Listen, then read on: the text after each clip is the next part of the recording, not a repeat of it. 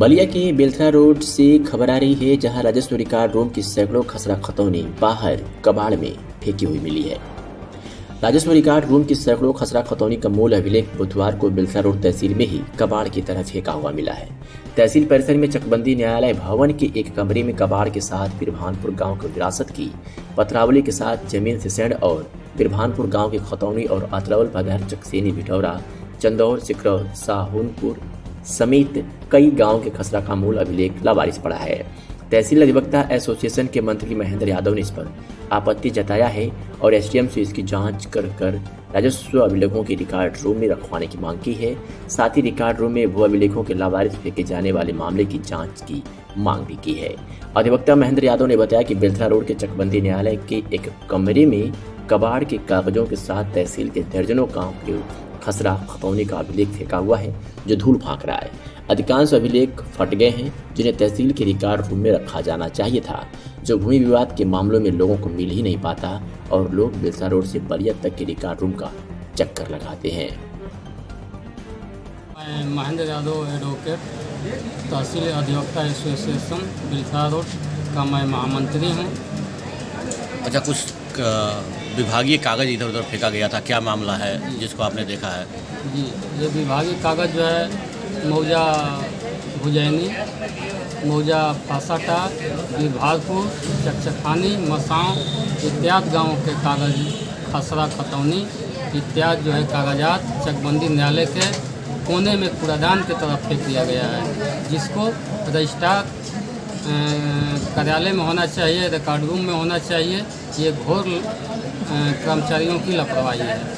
अच्छा, आपने किसी अधिकारियों से बात किया उसके बारे में?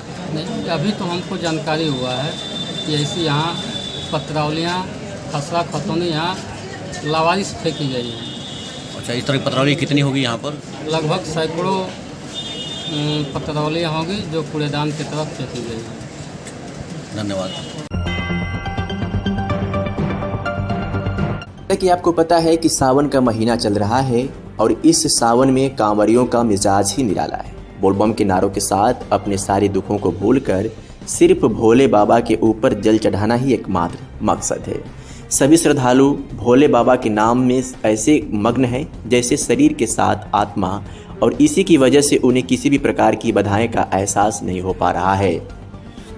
हमारे संवाददाता के खास बातचीत में दौरान श्रद्धालुओं ने कहा कि जिस तरह सुल्तानगंज के रास्ते में गंगा घाट की बालू रास्ते में है, काश उसी प्रकार झारखंड के रास्ते में भी होना चाहिए, लेकिन बाबा के नाम मात्र से ही सारी कठिनाई समाप्त हो जा रही है।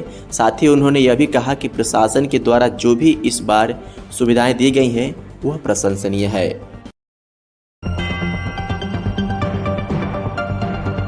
ये खबर पीलीभीत से है, जहां उत्तर प्रदेश की पीलीभीत जनपद के पूरनपुर थाना क्षेत्र में समझौते 6 माह बीत जाने के बाद भी जब किसान के रुपए नहीं मिले तो किसान ने सीओ से शिकायत कर दी है। मामला गांव घाटमपुर का है, जहां पर पीड़ित किसान ने अपने गांव के ही कमलेश कुमार से बैंक से 1 लाख रुपए की लिमिट बनवाने को कहा, तो उसने 1 लाख की वजह 1.5 लाख रुपए की लिमिट बनवाकर किसान को 1 लाख रुपए दे दिए और धोखाधड़ी कर 50,000 रुपए खुद हड़प लिए। जब किसान बैंक लोन चुकता करने गया तो उसे पता चला कि मेरी ज़मीन से 1.5 लाख रुपए निकाले गए हैं। पूरे मामले को लेकर पीड़ित ने पूरनपुर कोतवाली में तहरीर देकर आरोपी के खिलाफ कार्रवाई की मांग की थी। पुलिस ने मामले को संज्ञान में लेकर आरोपी कमलेश उर्फ राजू को हिरासत में लेकर किसान से धोखाधड़ी कर 50,000 रुपये हड़प करने की बात कही, तो उसने स्वीकार भी कर लिया और उसके बाद पुलिस के समक्ष समझौता होने पर आरोपी ने किसान को 2 किस्तों में रुपए वापस करने को कहा और मौके पर ही दोनों पक्षों में समझौता भी करा दिया गया। पीड़ित ने बताया कि समझौते को लगभग 6 माह बीत जाने के बाद भी धोखाधड़ी करने वाले कमलेश ने कोई पैसा वापस नहीं किया, जिसको लेकर पीड़ित किसान ने मजबूरन पूरनपुर पुलिस क्षेत्राधिकारी से मामले की शिकायत कर रुपए वापस करवाने व उक्त धोखाधड़ी करने वाले आरोपी पर कार्रवाई करने की गुहार लगाई है। क्या नाम है आपका? मुश्ताक। कहाँ के रहने वाले? घाटमपुर के। थाना क्या है? पूरनपुर। आप किस संबंध में शिकायत करने आए हैं यहाँ पे क्षेत्र? आए तो हमारी लिपट बनवाई गए हैं पंजाब में। अच्छा, उसमें 50,000 रुपया अपना खाता में डलवा लिया। कितने की लिमिट बनवाई थी? टिकट बनवाई हुई हमने 1 लाख रुपये। अच्छा उसने भौकम बनवाई थी हमारी 1,500 रुपये। अच्छा हमें 1 लाख रुपया दिया, इसने जो बाकी पैसा था जाने निकाल लिया था। अच्छा। हाँ, कमलेश कहाँ के रहने वाले हैं? कमलेश घाटमपुर पे। फिर क्या हुआ? उनका हमारे यहाँ थाने हमने कोतवाल से कही है, कोतवाल साहब से फैसला करो। अच्छा कोतवाल साहब ने फैसला करो, इसने 70 रुपया तो उसने कही कि 25,000 रुपया तुमको देंगे 20 तारीख में, अच्छा और 25,000 रुपया देंगे अगले महीना की 10 तारीख में। अच्छा।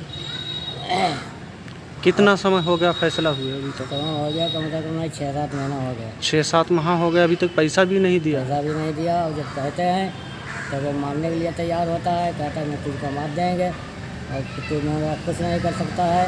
अच्छा और कोतवाली में हमारी इतनी जान पहचान है कि तू कुछ नहीं, तू मेरा कुछ नहीं कर सकता है। सीओ साहब के यहाँ शिकायत करने आए हैं। हाँ, तो सीओ साहब मिले यहाँ पे शिकायत? सीओ साहब मिले हैं कि सीओ साहब को कह रहे हैं कि चाहे तो कोतवाल के पास जाओ।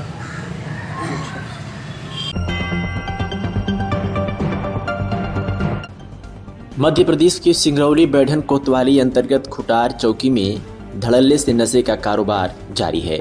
सिंगरौली पुलिस अधीक्षक वीरेंद्र सिंह द्वारा एक तरफ नशे के कारोबार पर शिकंजा कस रहे हैं, वहीं दूसरी तरफ खुटार चौकी अंतर्गत में नशे की लत में युवा पीढ़ी डूबते हुए दिखाई दे रही है। चौकी से महज चंद कदमों की दूरी पर नशे का कारोबार धड़ल्ले से चल रहा है, जिसका एक वीडियो सोशल मीडिया पर तेजी से वायरल हो रहा है, जिसमें सिंगरौली के युवा नशे में चूर होकर हीरोइन कारोबारी का नाम भी बता रहे हैं और खुद हीरोइन के नशे में धुत हैं। अब देखना यह है कि क्या स्थानीय प्रशासन इस नशे के सौदागर पर कड़ी कार्रवाई करती है या नहीं। सूत्रों की माने तो नवागर थाना अंतर्गत में भी हीरोइन और गांजे का कारोबार एक महिला द्वारा धड़ल्ले से जारी है। स्थानीय लोगों ने पुलिस अधीक्षक का ध्यान आकर्षित करने की गुहार लगाई है।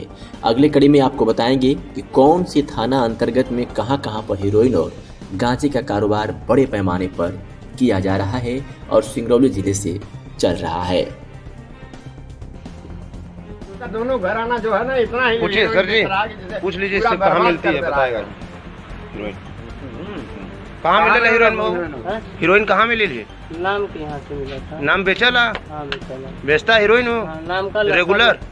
नाम का लड़का बेचता है। रेगुलर हीरोइन बेचता है? बड़ा वाला लड़का। घर कहाँ उसका नाम का? मेन रोड पे है। मेन रोड में? नाम ओकर लड़का दोनों जने? नाम ओकर लड़का दोनों जने धंधा करे ना? ओकर लड़का ओकर बिटिया लड़का बिटिया करे ना? और एक स्वयंवर बा। तोहार दिना से लेता है तोहरे चोरी करे कैसे ल?